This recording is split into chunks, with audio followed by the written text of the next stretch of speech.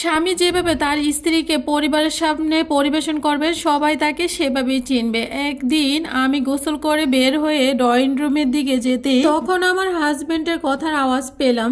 আমার শাশুড়ি আমার হাজবেন্ডকে ডেকে বলতেছে, কি রে বৌমা যে চাকরি করে, চাকরির বেতনের টাকা তোকে কিছু দেয় না? তোর খালা ওই দিন বলতেছে বাজারে সবকিছু যে দুজন মিলে ইনকাম করে না চালালে কি তাহলে সংসার চলে? আমার শাশুড়ি খুব উদ্বিগ্ন হয়ে কথাগুলো আমার হাজবেন্ডকে জিজ্ঞেস করতেছিল। আমার হাজবেন্ড বলতে আর বলো না মা, প্রতি মাসে ও বেতন পাওয়ার পর পরে আমাদের মাঝে ব্যাপক ঝগড়াঝাটি হয়। শাশুড়ি আরো উদ্বিগ্ন হয়ে হাত বাড়িয়ে জিজ্ঞাসা করতে লাগলো, কি বলিস, ঝগড়াঝাটি করে? হাজবেন্ড বলল, হ্যাঁ আম্মা, প্রত্যেক মাসে বেতন পেয়ে সে আমাকে সাধে, কিন্তু আমি প্রতি মাসে তাকে বকা দিই। বলো তো আমাকে কেন টাকা দিতে হবে? তখন আমি ওকে বললাম, তুমি যখন ছিল না তখন কি আমি সংসার চালাতে পারি নাই? সংসারে একজন বেড়ে গেছে বলে ওর কাছ থেকে আমার টাকা নিতে হবে? শাশুড়ি মুখ গোমরা করে বললেন, জিনিসপত্রের যে দাম, টাকা পয়সা কিছু নিলেই পারো, দেখি না অনেক বড় সমস্যা হয়ে যাচ্ছে। ওই মধ্যে আমার হাজবেন্ড বলল, মা একজনের কি বেশি খায়, এই জন্য ওর কাছ থেকে টাকা নিতে হবে? তো দিতে চায়,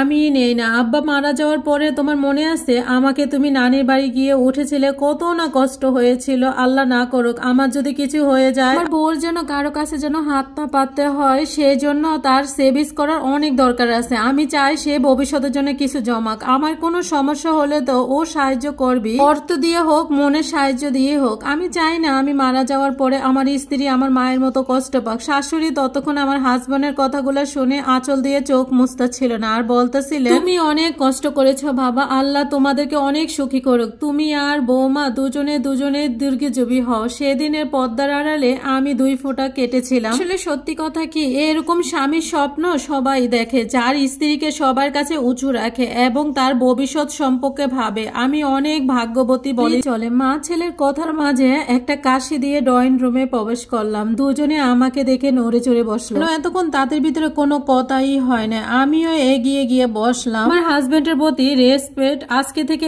1 গুণ বেড়ে গেল। হঠাৎ করে আমার হাজবেন্ডের কথা মনে পড়ে গেল। আমি ইনকাম করার পর আমার শ্বশুরবাড়ি থেকে জিজ্ঞাসা করা হলো আমি সংসারের জন্য কোনো খরচে সাহায্য করি কিনা। তখন আমার হাজবেন্ড বলেছিল তাকে বলতে হয় না, সে তার ইচ্ছের থেকে বেশি সংসার পিছনে দিয়ে দেয়। সত্যি কথা কি, আমি সংসারের পিছনে কিছুই দিই না, শুধু সব আমার হাজবেন্ডই খরচ করে। আসলে যে সমস্ত ভাইয়েরা সারাক্ষণ বউ টাকা নেওয়ার জন্য পাগল হয়ে থাকো, তাদের জন্য একটা ভালো উদাহরণ হতে পারে। মানুষ খাওয়া পড়ানো কি বেশি খরচ হয়? বউকে একটু সেভিংস করতে দাও। সেভিংস করার মধ্যে খারাপ কিছু নেই, ভালো কিছুই আছে। আজকে কথা বলতে বলতে তোমাদের সাথে আমার সব কাজ কাম শেষ করে ফেললাম। সকালে নাস্তা বানানো, দুপুরে রান্না করা, তারপরে হচ্ছে হাঁড়ি পাতিল ধোয়া, মানে যা আছে যাবতীয় সবকিছু শেষ। এখন আমি সারাক্ষণ ফ্রি, ছোট ছেলেটাকে সময় দিব, তার ভিতরে হয়েছে এখন আমি নাস্তা করবো। এখন নাস্তা করতে করতে প্রায় 12টা বেজে গেছে। মানে আমার সব কাজ। সবাই অনেক অনেক বেশি ভালো থাকবে। আল্লাহ হাফেজ।